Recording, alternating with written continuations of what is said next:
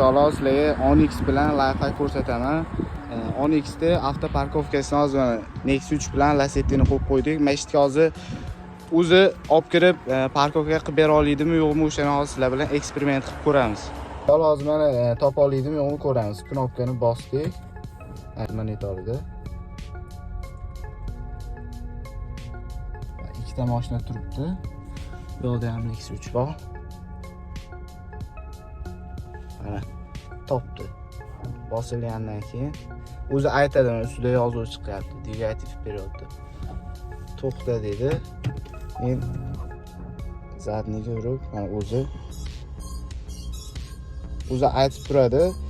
Bu yangi o'rgangan ayollarga, yosh kattalarga, shunaqa qiyin joylarga kirishga avtoparkovkasi o'zini.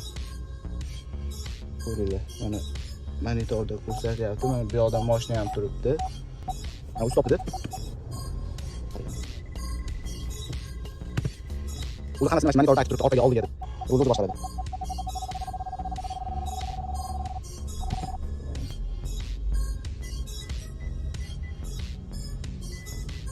O'zi mana parkovkaga qo'ygan deb chiqdi. Endi hozir bu tushib ko'ramiz. Qay holatda qo'ygan, qanaqa qilib qo'ygan mana. Oldida mashincha joy bor, 1 metr oldida joy bor, 1 metr orqada joy bor. O'zini avtoparkovkasi ish berar ekan, Tracker Onyxlarda bo'ladi. Bitta like bosib, kanalimga obuna bo'lib ketsanglar, bundan ham foydali ma'lumotlarni berib borishda davom etamiz. Kuzatib boringlar.